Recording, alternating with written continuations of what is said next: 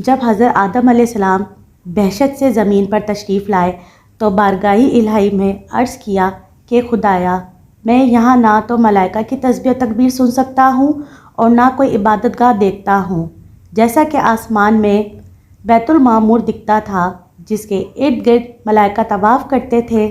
جواب الہی آیا کہ جاؤ، جہاں ہم نشان بتائیں وہاں کعبہ بنا کر اس کے ارد گرد طواف بھی کر لو اور اس کی طرف نماز بھی ادا کرو۔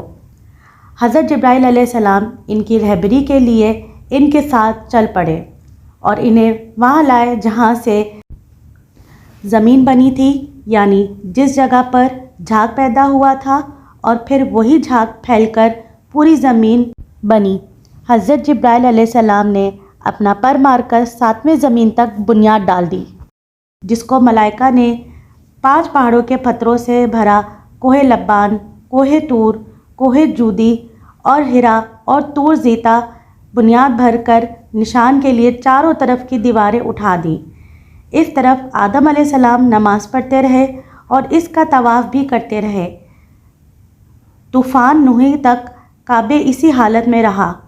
اس وقت وہ عمارت تو آسمان پر اٹھا لی گئی اور یہ کعبے کی جگہ اونچے ٹیلے کی طرح رہ گئی، مگر لوگ پھر بھی برکت کے لیے یہاں آتے تھے اور آ کر دعائیں مانگتے تھے۔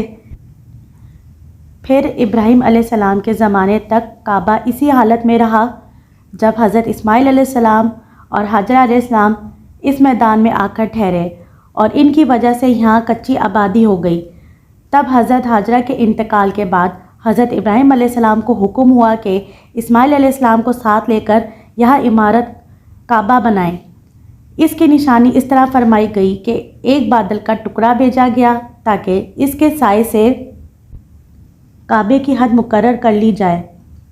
حضرت جبرائیل علیہ السلام نے اس سائے کی مقدار خط کھینچا اور ابراہیم علیہ السلام نے اس خط پر زمین یہاں تک کھودی کہ بنیاد آدم نمودار ہو گئی اور اس بنیاد پر عمارت بنائی۔ اس کی بلندی 9 ہاتھ اور رکن اسود سے رکن شامی تک کی دیوار 33 ہاتھ اور رکن شامی سے رکن غربی تک کی دیوار 22 ہاتھ اور رکن غربی سے رکن یمانی تک 31 ہاتھ، رکن یمانی سے پھر رکن اسود تک 20 ہاتھ، لہٰذا اس وقت یہ کعبہ مستطیل کی شکل تھا۔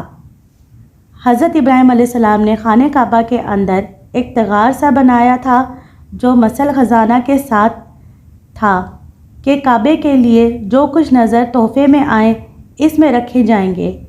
اس کے دروازے 2 تھے، ایک داخل ہونے کا، دوسرا نکلنے کا، اور کعبہ بنانے والے خلیل تھے اور ان کو گار اور پتھر اٹھا کر دینے والے اسماعیل علیہ السلام، اور اس عمارت میں 3 پہاڑوں کے پتھر لگائے گئے۔ ابراہیم علیہ السلام سے پہلے کسی نے یہاں عمارت نہ بنائی تھی، مگر آپ کے بعد کئی دفعہ اس کی تعمیر و مرمت ہوئی اور اس میں حالت کی وجہ سے کچھ تبدیلیاں بھی ہوئیں۔